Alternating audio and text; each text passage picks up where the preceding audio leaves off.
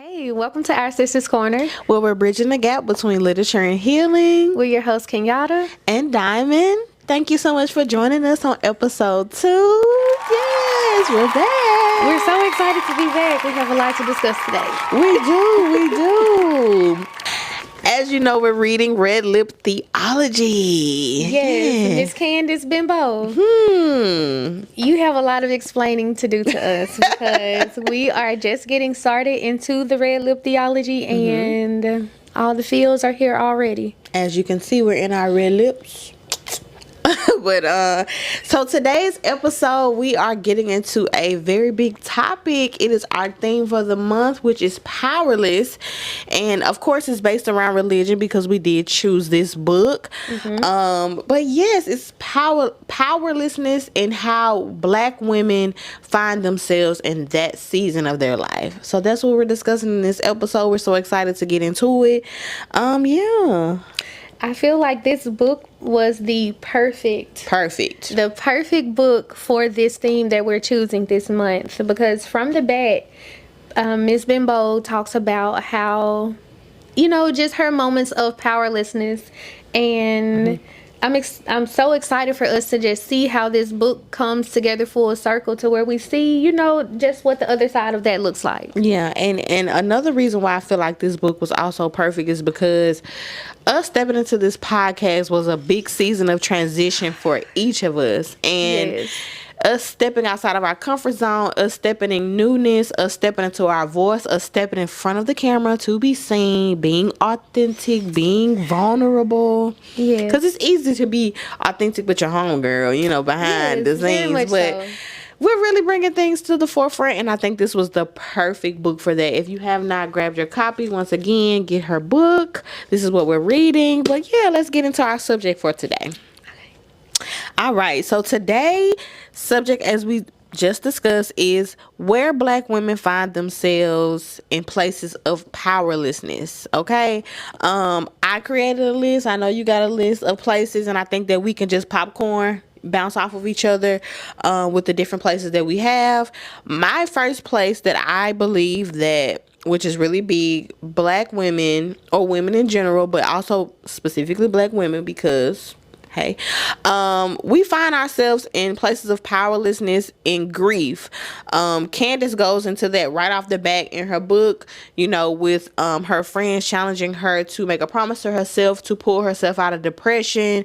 I think that each of us have different ways that we go through grief and different ways that grief shows up. I actually gave a list. One, we can first depression, which that can be stemmed from multiple things. You can also be in grief from ending a relationship that you thought was going to, be lifelong or going to a different season of life. Grief from loss of a job. Grief from loss of a personal experience, something that, that may change your total trajectory of your life. Raise his hand.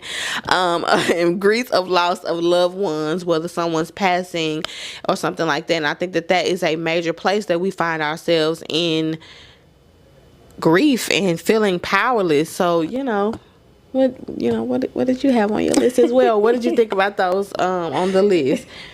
So I love that you said that, especially with grief.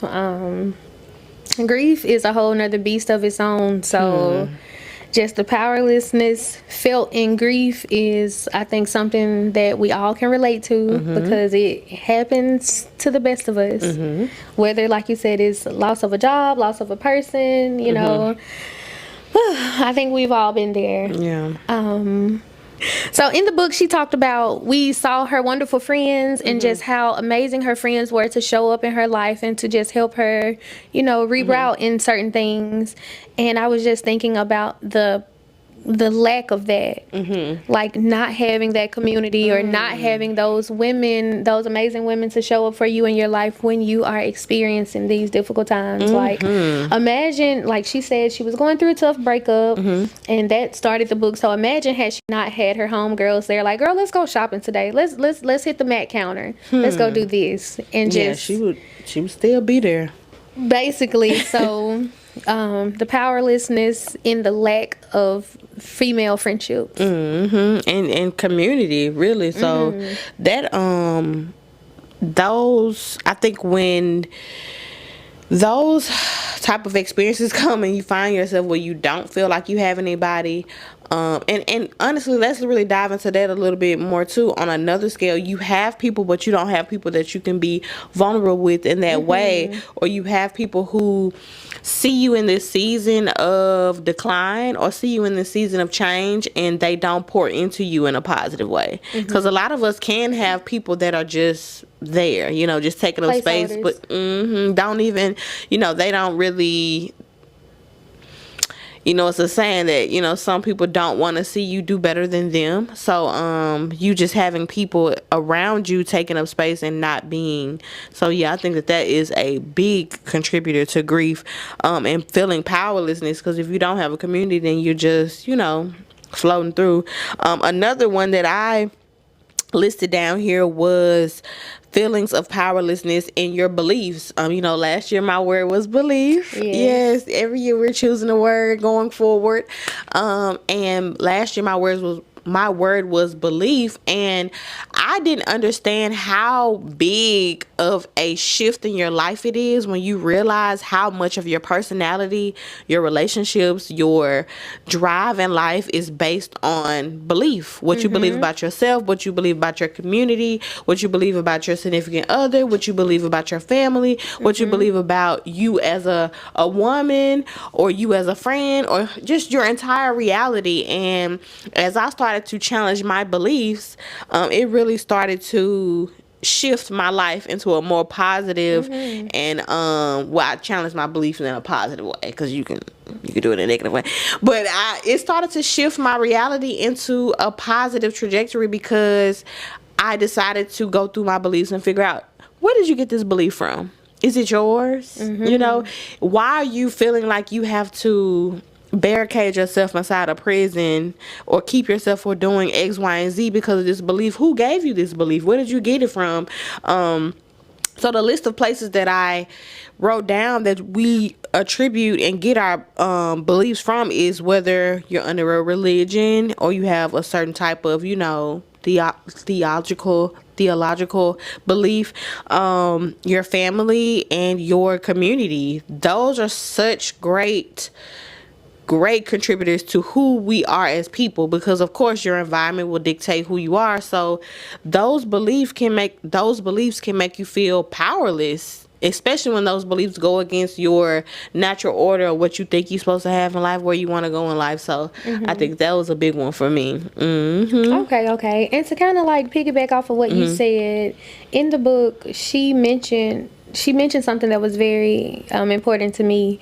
She mentioned how just finding yourself without the extra things, like who am I outside of academia? Yes, I'm smart, and yes, people celebrate me for my brains and the things that I know, but am I celebrated for exactly who I am? And I think that kind of goes into belief as well. Just how your environment sees you shapes how you see yourself. And that's why it's so important to just redefine those things for yourself, so you have a solid foundation on your own without the outside noise of your environment.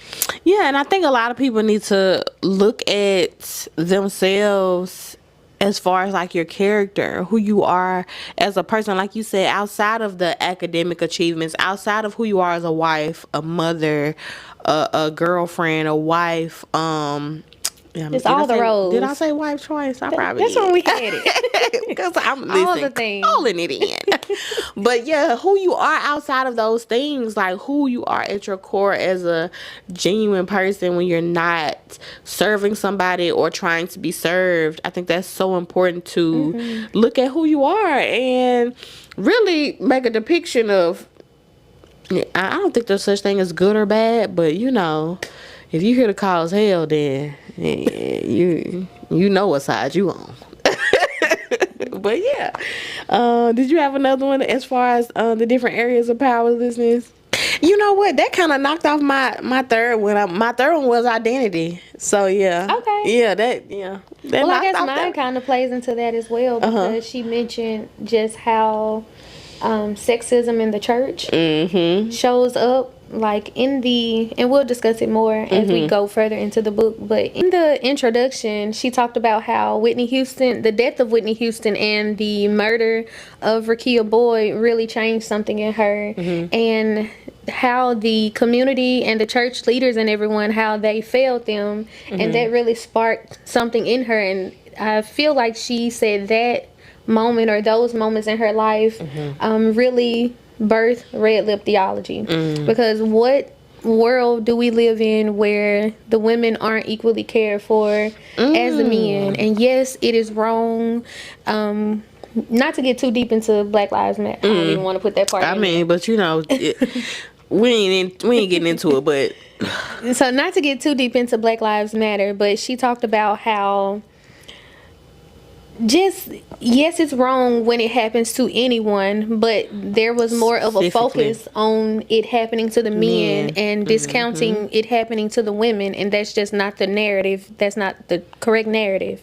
So powerlessness in church and from our leaders and the people that we feel like that are supposed to protect us. So that makes me think about with the Roe versus Wade being overturned, and like our human rights as females and over our bodies, and it gets deep. You made me think about another one, like this is crazy. I don't know if we could say The Handmaid's Tale, but it made me think about The Handmaid's Tale. Have you ever watched the show? I have not. But a fool. But it made me think about The Handmaid's Tale when it gets down to the nitty gritty, women were used as cattle, you know what I'm saying, to reproduce. So it's like, it makes you think about all of these powers that be, even my last one on the list, and we're going to get to it. Okay.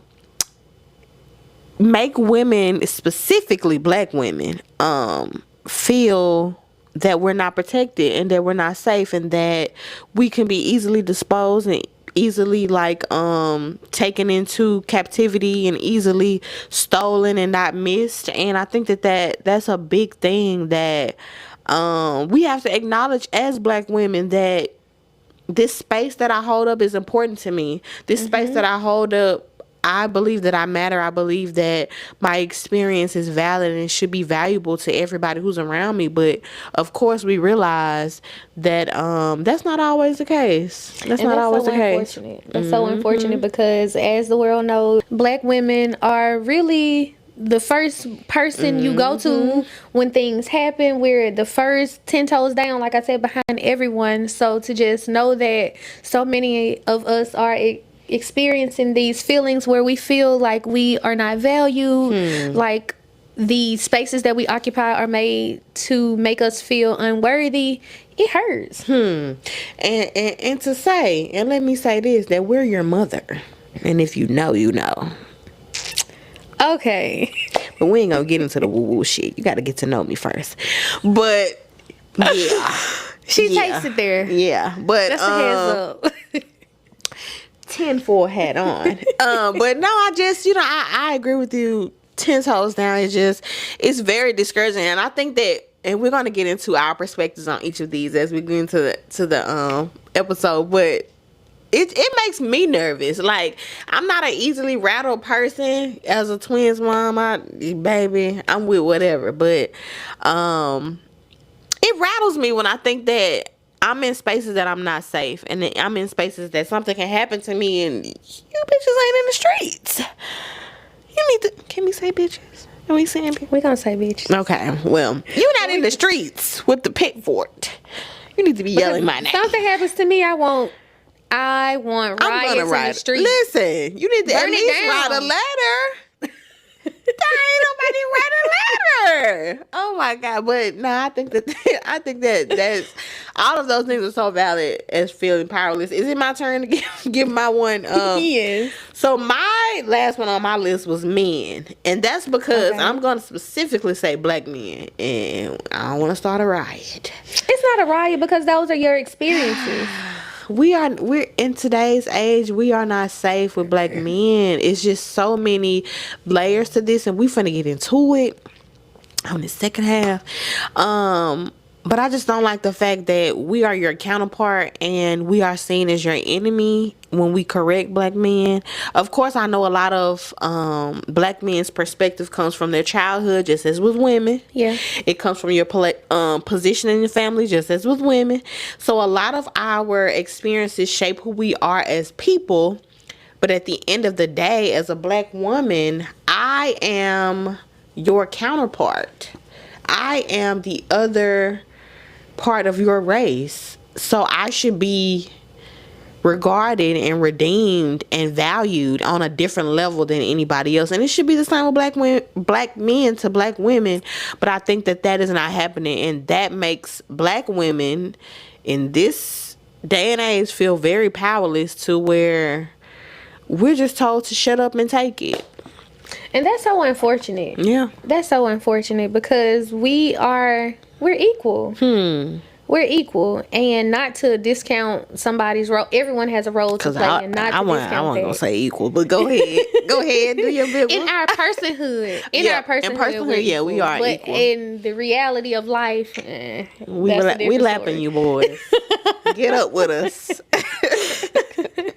So it's just that's the problem right there. No beef. Hands up, don't shoot. But I think that it is. It's just the experience that we're having, and I think that I really want it to be better. So if is there any more that you wanted to add to the list as far as like places that we find ourselves to be powerless? We know that the list is endless, because we can go into a whole plethora of things, but these are just the ones that we wanted to discuss that we pick from the book and from our own personal experiences. Is there any more you wanted to list as far as? No, I did not put anything else on my list as of right now, but on the last one of yours, we were just talking about men. I think, and we always talk about this, just about having a responsibility. I don't say foolishness.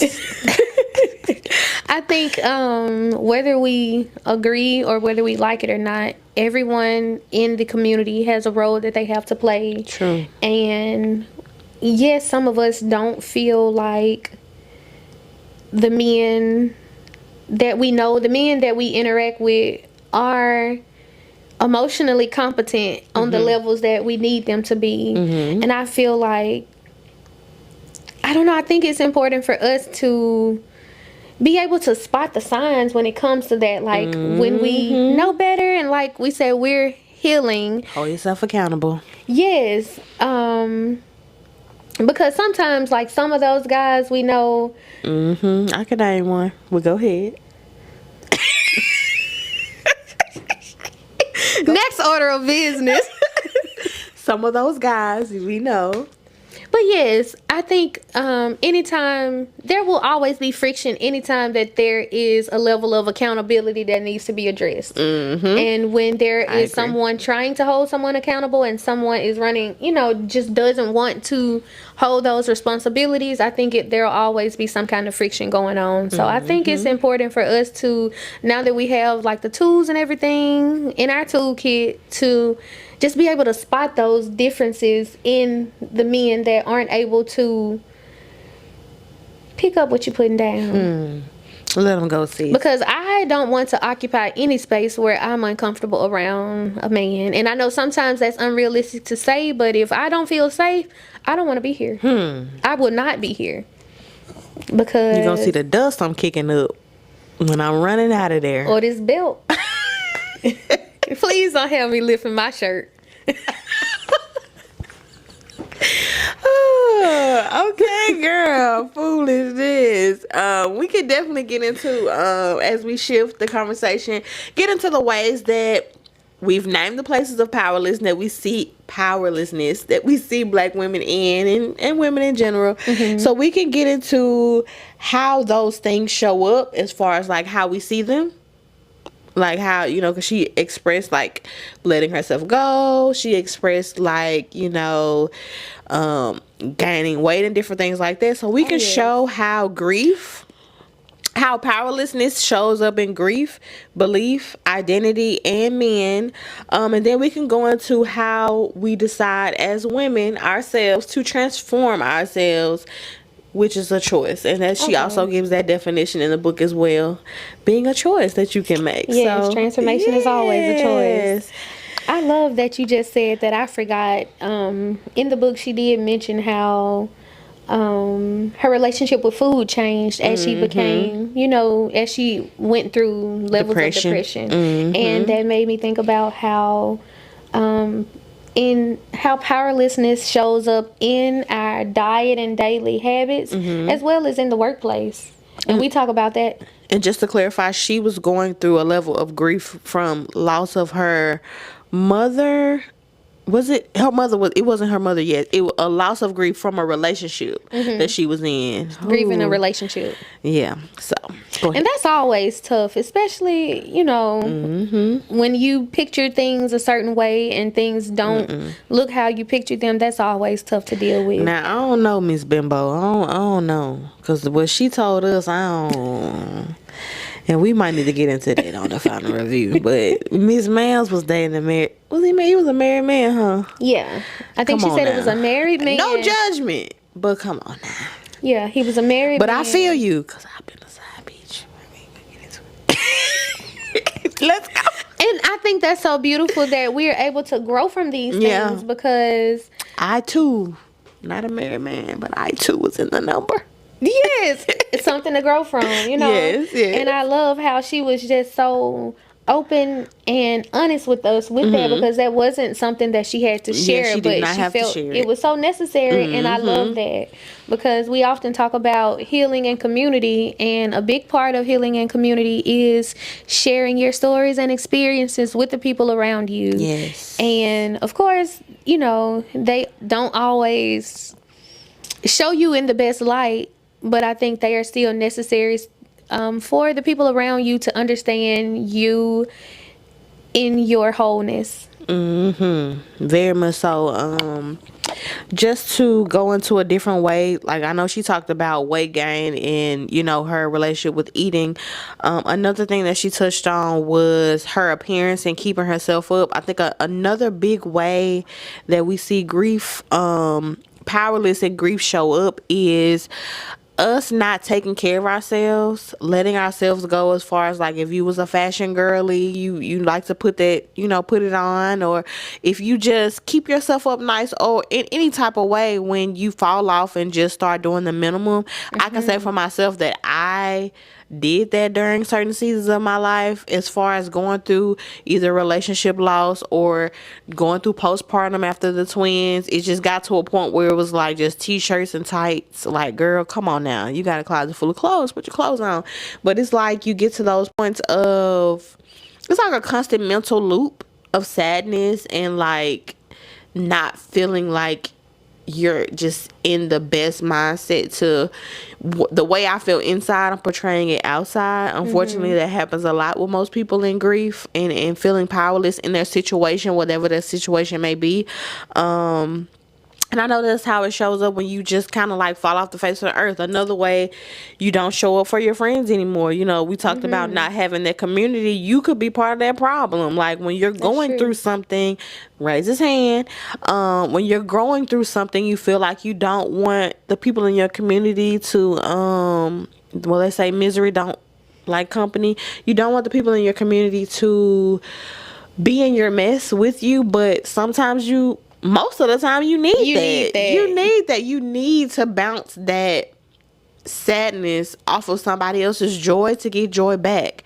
And I know a lot of times, especially when you're in a loop of complaining, it can get tiresome for friends, to hear the same thing, but you still need to tell somebody about what's happening with you, because you could have somebody that's in your village, in your community, that could hit you in a different way with a gem that you didn't know you needed. And I think that I know for a fact that dealing with grief and loss and just being in a place of misery by yourself is not good. It's not healthy. It's not in the word. God didn't put that in the word. So yeah, I think that's another way that it shows up as well in your seasons of powerlessness. Okay. You mentioned that, of course, misery loves company, but my misery doesn't. I I tend to isolate and just go in my corner until I get myself back together and I'm able to show up as myself. But even with that, that is still not the whole me. Because grief is you too.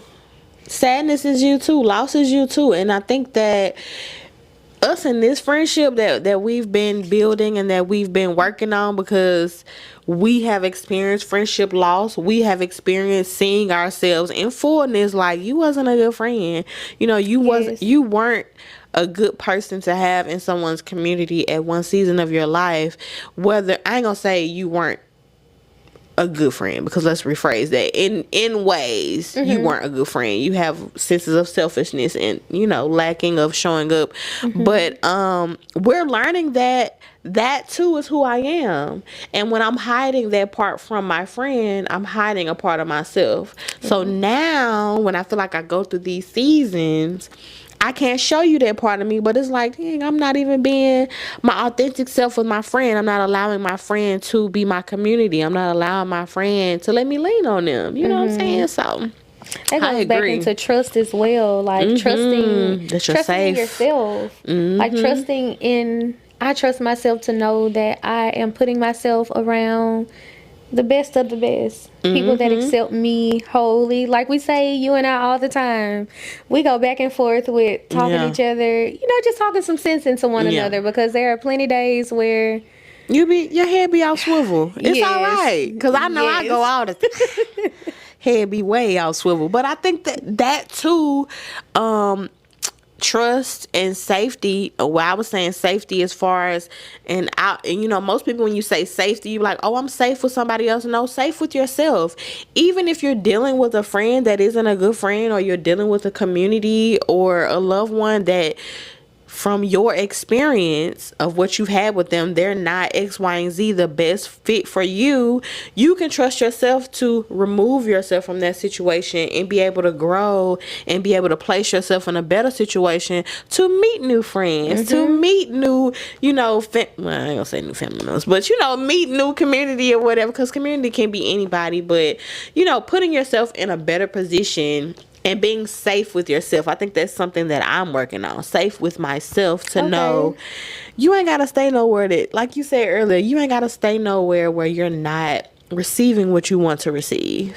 You're safe. You can abandon. And abandonment sometimes is good. I got to leave your ass out of here. Safe here. Okay, but I think that too is another form of us seeing yourself in powerlessness and pulling yourself out. But yeah, growing your community, growth. Because it's important that we're all moving together, growing together. Okay.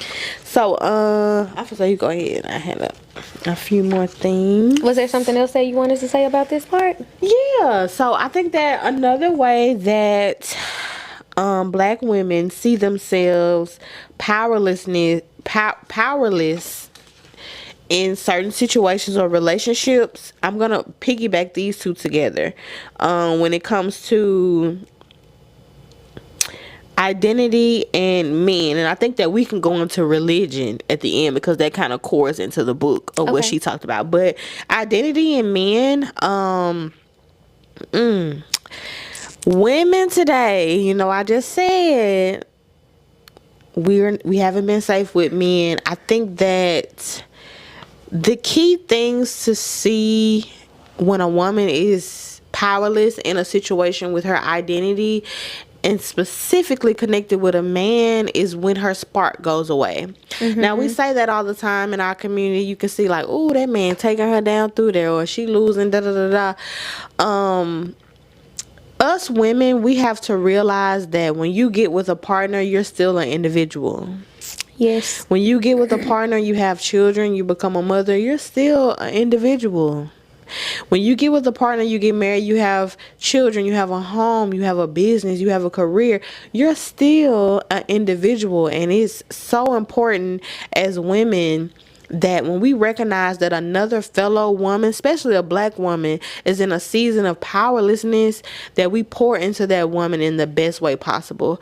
I really don't like the fact that especially when a woman is in a situation or a season where she's lost her spunk, and it's because of a man, and most of us know it's because of a man, because all men aren't God's gift, you know. Some of y'all not. Okay, I said it. But we should speak life into that woman rather than gossip about her situation, rather than say X, Y, and Z about, you know, how whatever story he may have told. We see the person that's suffering, because if he outside balling, we know who's suffering, who at home with the kids, who pulling the all-nighters, who's the doctor. Okay, and I'm saying this from personal experience. I think that we have to shift as Black women how we pour into each other when women are going through situations with men that we know are not the best, and it's very harmful and very toxic. And the woman may be saying something about it, and this happened on Facebook Facebook, but this happened when somebody brought up this subject that, you know, when people get on Facebook and they say what they're going through or what they're experiencing, you know, they shouldn't bring that energy here. It's negative, you putting us in your business. She may be crying out for help. That's true. And I think that we need to make a better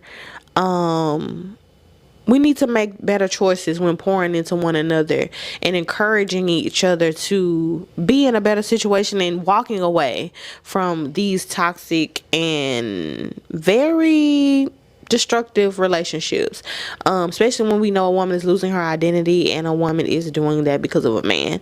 Yeah, that's what I think. I agree with what you're saying, but I feel like that is a very fine line to walk. Because give it with grace and walk away.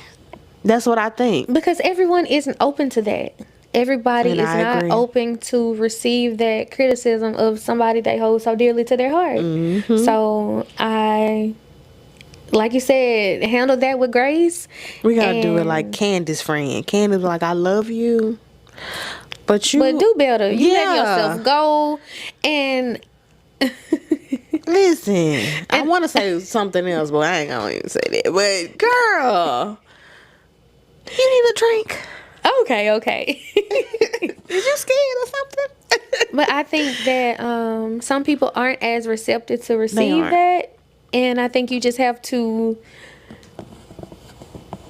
I don't know, use judgment when it comes to that. Intuition. Use your intuition. Yes. Pray about it. Send it up to the man, and you see what you get back with from the Holy Spirit. But I think that even with that perspective, though, I think that shouldn't be a deterrent from us trying to pour into somebody in a positive way, because you could go ahead.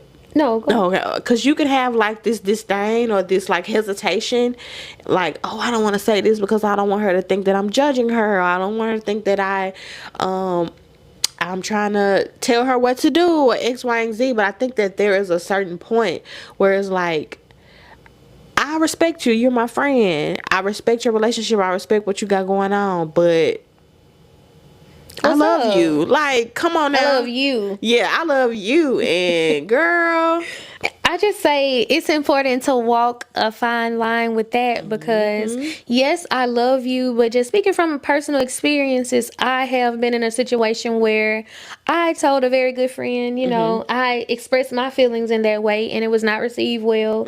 So since then, that was years ago, I have just been on the fence about how to approach it. Like, I will, like, of course I'm going to say this is... Oh, listen. Of course I'm going to tell you... I will tell you what I think if you ask for it.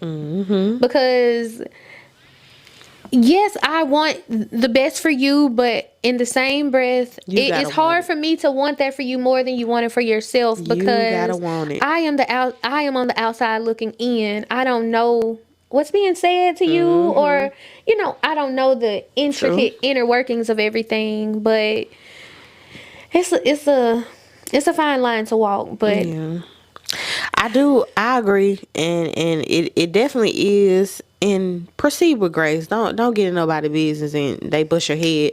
But but yeah,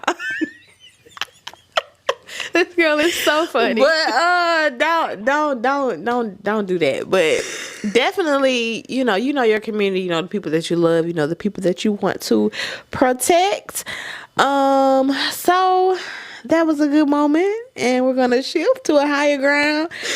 We can go into how powerless shows up in religion, family, and community, and then on to the transformation of, or we can get to the transformation, because I think we didn't hit a lot of points. Okay. Maybe we could save religion for the review. Okay, we can do that. Check out our final review. Okay, you mentioned family. That one really speaks out to me, because as we'll see, just when we go on into the book, she talked about how she was raised by a single mom, and just right off the bat, everyone, society, the world looked at the mom as if she was the issue, not taking into account that she did not do this by herself. But there's no blame to put on the man, because it's the woman's fault. It's the woman's problem. And just, I'm not a mother yet, but I just think about how all the ways that my mom showed up in ways that I know that she showed up in ways that she did not have to give, and she still showed up. Like on some of her days where she was her lowest, she made sure that, her children were still straight. So I can just imagine just everything that not only women, but specifically mothers just go through with seeing to it that these people are in good care. Girl. That they are living and doing everything. It's a lot. It's a lot. It's a journey. So like I was saying, there have been, for me personally, there have been moments of powerlessness in the family dynamic for me, when I have felt like just where I am in life now, that I should be a mother or that I should be a wife and all these things. And I do still aspire and hope that that is, a part of my journey.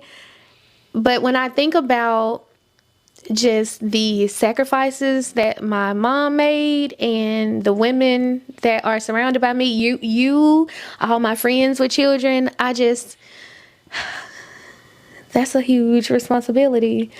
Yeah. That I don't know if I have to give yet. Yeah. I don't know if I have to give that to someone else yet, because you cannot turn it off. Yeah. And I like how you said, we piggybacked off of, like, as a mother, like when you said your mom showed up in seasons where she was depressed. She probably didn't have it to give, but she still gave it. And I think that is my biggest season now of powerlessness, because even though I'm doing a lot and I am striving, I'm tooth and nail fighting to create this foundation in this life for me and my children, where I'm able to sustain them and myself. Yes. There are many moments of feeling powerless. There are many moments of feeling like, my children don't have a big community, but it's growing. My children are on the spectrum with autism, so a lot of people take a step back when it comes to them, and it makes me feel powerless, because as a mother, you want your children to be safe. You want them to be filled with joy. Especially when you look back on your own childhood experiences, whether you've experienced any type of trauma, any type of, being in type of situations where you did not feel valued or seen. I don't want that for my kids, you know what I'm saying? And it's a continuous, constant job and battle and internal battle to fight for that joy for your children and really throw yourself into the crossfire. So I get it.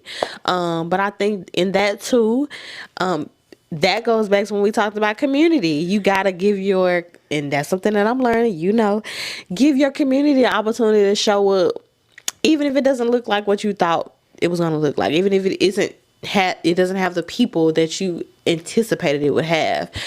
Still giving them grace and giving them opportunity to show up and have your back, and and sharing that you feel powerless, sharing that you feel lost, sharing that I ain't got nothing to give today. That is so hard. hard. But That's I mean, so hard. it is. But I think that we are growing to reveal those parts of ourselves with friendship and with family.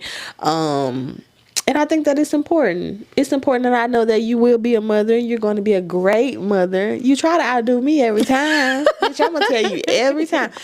And I think I know you're going to be a great wife. There's no thinking. Let me rephrase that. I know you're going to be a great mother and a great wife because you go, I already told you, be trained. We ain't going into that now before we start crying. But I really am a mother. I just have not birthed them physically. I call my brother my son all the time, and first of all, he can't stand it. No, you know how I feel about Monte. My second Monte. No Monte slander. He's the good one. I gotta have at least one good one to spare. But anyway, shout out to you, Monte. But yeah, I think that I know that as we continue to grow as women, as we continue to grow in literature, as we continue to grow in wisdom, we're going to fit right into the places that God has us. And I know for a fact in my heart, from my own physical experience, you will be a mother when God says it's time. God, and when God get up there playing no tricks on me. When he say it's time, ho. It's time. Lights, camera, action. You can't. I receive that. You can't turn it off. Like, many days I'd be like, damn, I'm in charge. Where's the adult? Listen, but yeah, I receive that. I really do. And I believe that for myself as well. Mm-hmm. And I look forward to it. Paradigm but for the time, shift. Yes. Perspective shift. For the time being, I'm comfortable where I am right now, and I'm grateful. But that just leads me into in the book, the dedication to the book, she dedicated it to her mother, and I just want to read the dedication really quickly. And I just thought this was so beautiful. She said, "This book is dedicated to my mother, Deborah Louise Benbow. You are my North Star. Your love is the scripture that guides my life. Thank you for introducing me to God, and thank you for learning to give me room to be myself. May all of my words and every meditation be acceptable to you forever." That's beautiful. Come on now. I love that. Like, how beautiful is that? And wow. I just think that mothers and Black women just hold a special place in the world because you're the foundation to your children. Literally. Like she said, you are my North Star. And if I can be anything, I want to be your favorite. Yes. No Nicki Minaj. Ooh. I want to be your favorite. I want to be the person. And even though I am that already, and I'd be like, dang, you can't go to nobody else. I want to be the person that when I am in trouble, when I need a word of wisdom, when I need a place of safety, when I need a place of refuge, when I need a place of encouragement, when I need a hug, when I need a good joke. You know what I'm saying? When I need a good meal, I'm going to go to my mama. I think that, and I know that has come from my experience, just wanting to create that environment for my children that they know on my worst day, if I got 5%, you're going to get it all. You're going to get 100% of that 5. And I think that is the most amazing thing about being a mother, because you're going to pull strings from your pinky toe. You're going to pull it.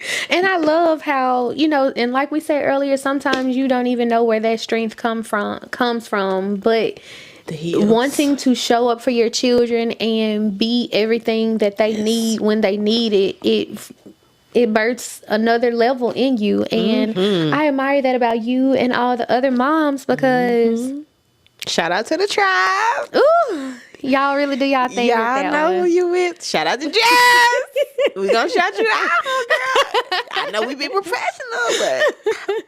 but nah. I think that it's amazing. And shout out to all my friends. We ain't leaving nobody out. We put your names in the description. Come on, we gotta be professional. But shout out to all the moms, all the single moms, all the moms in marriages, every mom. Birth, adoption. You know all the lists. I ain't finna go on and listen, you know. But all of the moms, even, you know, if you're stepping in as a mom, whatever, it's a labor of love. That's definitely what it is. And we can feel powerless in that labor because it's nonstop, as you said. And sometimes you can feel like, oh, I'm giving it all. I don't got nothing to give myself. But you gonna find it and you gonna give it. And you need to take some time for yourself. Yeah, you. Get your eyebrows done and your nails done. Yes, go get a massage. Schedule a brunch date. Girl. Call a home girl. Go walk outside and just sit for a minute. Yes. You know what I'm saying? Quick nature walk. Yeah, I think that this is the perfect transition into our transformation part. Yes. So with all the things that we've talked about today as far as being powerless, Black women in each and every stage and level of our lives, we need to talk about how the girls transform. You ain't never seen a goal reach faster than a girl that got something to prove. Okay? Yes. Sis is gonna get it together. Sis gonna get that degree. Sis gonna get that house. Sis gonna get that car. What you say she couldn't do, she gonna do it twice. And I love that for us. I love that. The most educated, the most paid. So if you want to see something done right, give it to a Black woman. Maybe. Listen. But I think the most beautiful ways of transformation that I've seen, like a phoenix, is when women rise from the ashes of whatever your place of powerlessness has been, whether it's mental health, whether it's relationships, whether it's the loss of a loved one, a loss of a parent, the loss of a friend, the loss of a job, a total identity shift, a loss of a man, you know, the bottom of the totem pole. I think that it's so beautiful when we step into those ways of transformation. The girls get in the gym. The girls get them a new hairstyle, new hair color. The girls get them a new job. They go back to school. The glow up. Listen. The glow up. So in what ways have you seen transformation as well that is inspiring to you? And also we could talk about how she talked about it in the book, like in the intro, a snippet. Okay. One way that I have seen, like you said, just when we see someone take an L or what we perceive as an L publicly, and you know that can be in any circumstance. It doesn't necessarily have to be a relationship, but just the loss of something, grief, and just seeing women transform that into something greater. Powerful. Shakara Richardson. Yes. Girl, she came back and you can't catch my girl now. What? Okay, you came back first. I wouldn't dare get out there with you. You're gonna embarrass me. Yeah. I'm in the bleachers cheering you on. But just seeing how we take all the negative things that have happened to us and taking those and transforming that into something beautiful. Like I was saying, just from personal experiencing grief and losing a loved one, it changes your chemistry. It changes everything about you, and still having to show up in the world and show up as myself, show up as my whole self. And some days, you know, I think it takes longer to gather yourself and get myself back together, but still knowing that I have to do that. Still choosing to show up and, you know, just show up for the things show up for my commitments. I think it's hard. And that's why I say that I have so much respect for mothers and women that are mothers or have those roles, because I don't have any children that I have to pick myself back up for. It's myself. So I couldn't imagine being on the floor crying, sliding down the wall in tears, and somebody asked me what we about to eat. Because I don't know what we about to eat. Please, I don't know. Girl, if they bring you a bag of chips to open, I might tear the house down. Oh, my God. But there are so many things that just happens in all of our lives that can really kick us off the totem pole. And just knowing that the power that I have within some days doesn't come from me. Like, truly does not come from me. So transforming that and still showing up and honoring the ones that we lost and hoping that everything that we do makes them proud. Yes. It's hard, but it's possible. It's rough, but it's possible. And I think that we just have to lean into that inner strength, knowing that, and I know that that's the Holy Spirit, that's the God within us,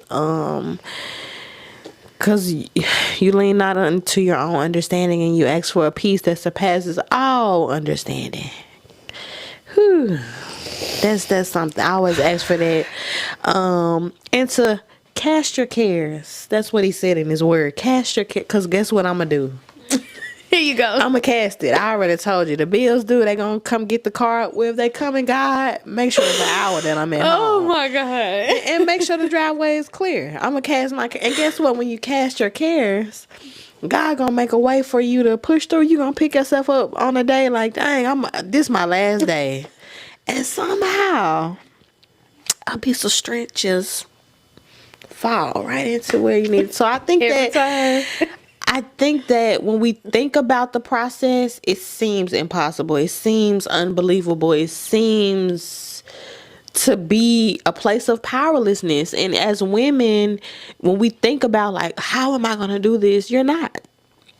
You're going to call on your higher power, who you believe in. You're going to take a day to take care of yourself. Take a moment to relax and stop. And if you can, if you can't take a day, take a moment to take a deep breath in, a deep breath out. That'll transform your whole moment. Like, whoo, I needed that for myself. And then just decide to keep going. And I guarantee that life is going to show you how good it can get. I definitely learned that from you, like putting those breathing exercises in my toolkit, because that deep breath, I don't know what's in that deep breath. But you know what? There's power in the deep breath. It's something. That in and out. Ooh, I'm here. I'm still here, baby. Because it's so many days I just be like, I quit.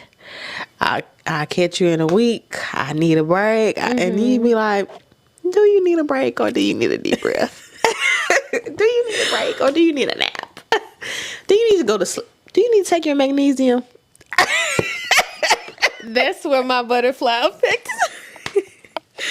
Y'all, if you are not taking magnesium on a consistent basis, you are depriving yourself of some amazing rest. Yes.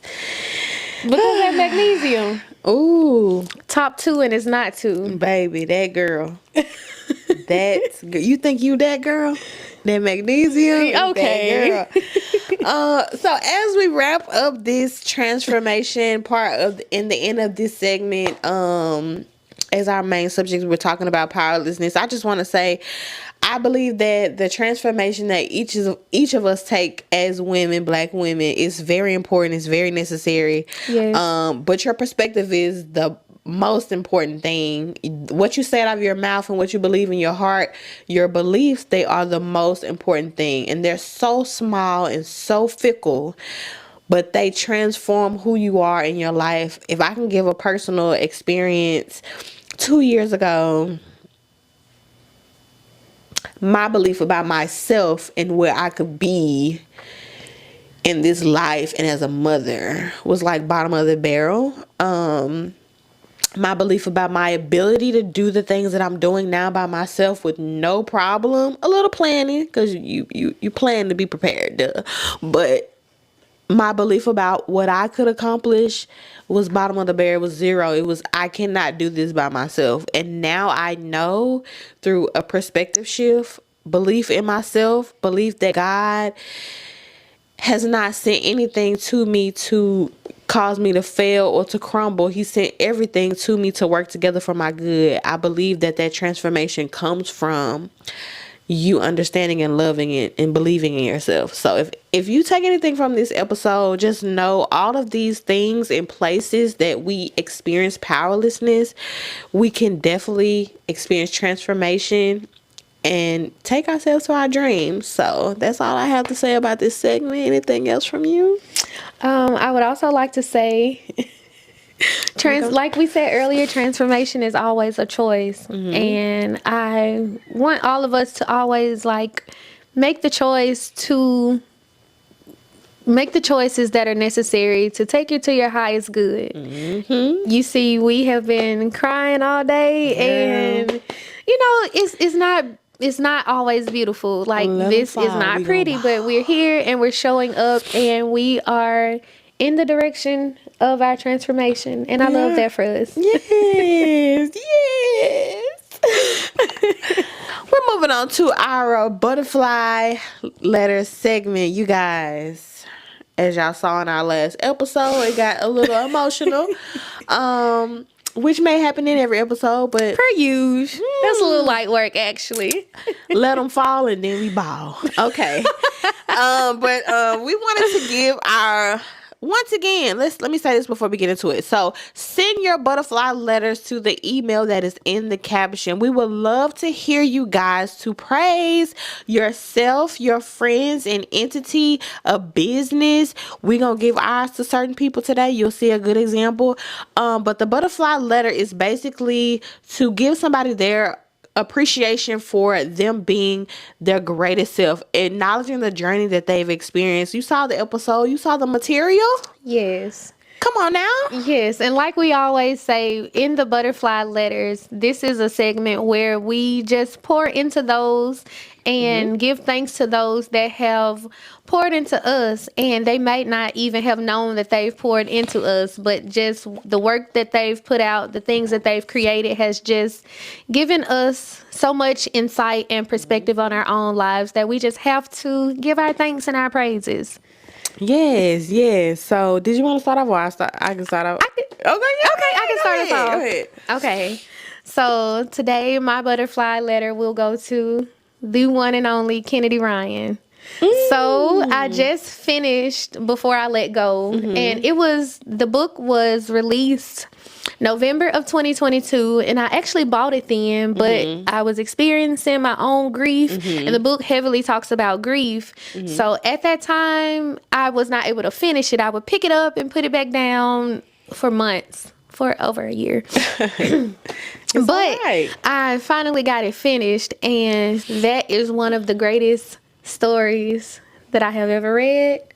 I am so excited for you to read it. I'm so excited. I just loved it so much. The right book this time. I have already even bought the sequel, This Could Be Us, and I just really look forward to continuing this series. I really enjoy the work that Kennedy Ryan does, but this book specifically, I love you, homegirl. I can just tell that you are such an amazing writer, and even in the way that you write, I love when authors does this thing where they can make the characters feel so real that it was so weird for me to experience reading this book and really getting emotional with the characters. Like, I felt like they were my homegirl and my homeboy, and it was just such a great read, and I just cannot wait for you to read it. Listen, and I need to, because I was reading the wrong book, and we having a whole conversation about, oh yeah, I read it, it's so good, girl. I'm talking about a whole other book. Whole different book. It's the cover of the book that looks the same, so it's too. Anywho, that's a story for another day. But we're back on the same book now, and I just love Before I Let Go by Kennedy Ryan, and I just wanted to give her butterfly letter because it was such an amazing book, and I look forward to everything else that she plans to put out. Okay, go Kennedy! Yay! We would love to have you here one day, Lord. Okay, so my butterfly letter is going to Beyonce Giselle Knowles Carter. Okay. And only her, okay? This week I want to say, let's start from the top. You've gave us a beautiful body of work, Cowboy Carter. Now the critics and acclaims, they feel a way about the flag and all of that. But of course, we don't care about the imagery is important, but I don't care about that. What I care about is two hands to the heavens. And what I care about is the fact that you have a beautiful way of allowing others to be seen while you're showing yourself. You have a beautiful way of giving flowers to a plethora of people, communities, and individuals that you don't even know. Through the ways that you reveal your heart and the things that interest you. I saw a snippet of your, I think, documentary where you said you like to challenge yourself to do something new, and you didn't even know the genre you were going to get into for your next album. I just want to tell you right now, this cowboy album, sis, you got me listening to country. I see what you're doing with it. You want us to be able to not look at skin color, not look at where we're from, not look at what do we do as far as when we take interest in things. Hell, I'm getting back into tennis. I wanted to be a tennis player when I was a kid, and look at me now. But you are establishing a place where you're showing that it's not about what we look like on the outside. It's about the beauty within us and the art. It's about the art. And this album is beautiful. Hell, I'm finna find me a country station on the radio because I need some new music. I appreciate you. And two hands to the heavens. It's on repeat. Okay. Because I too, baby, I cannot wait to give you the best years of your life. And that's all I gotta say. I love you. I've loved you. I'ma stick beside you.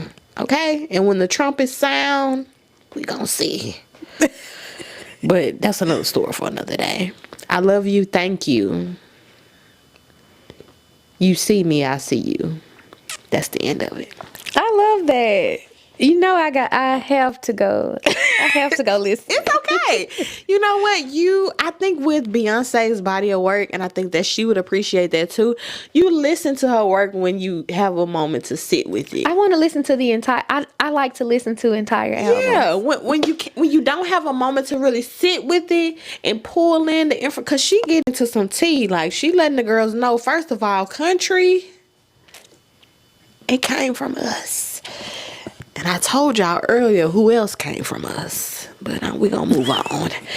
But yeah, I love the shade. I love the creativity. I love that song. Okay. The whole body of work is beautiful. Don't get me wrong, but that one song got me in a chokehold. I don't know what it is. I ain't gonna say what I want to say, but because I done said enough. But yes, that is the end of our butterfly letters. We love you, Beyonce, and we love you, Kennedy Ryan. Yes, because I ain't gonna butcher your name. I'm not good with names. Hi, I'm Diamond. I remember your face and not your name. I'm just gonna keep you OG real with you, okay? But yeah, this is the end of our butterfly letters. We want to go ahead and end our episode. We have gotten into so much. Yes, we definitely have. Yes. All the right things, though. We thank y'all so much for listening. Those who have made it to this segment, the end of these segments and the end of this episode, we ask that you come back and listen to us again. Subscribe, like the video. And follow us on social media for more. Yes. And comment something that, has made you feel powerless and how you transformed yourself to get out of it. Let's give that challenge in the comments. Meet me there. Okay? All right. Thank y'all so much for tuning in. Bye.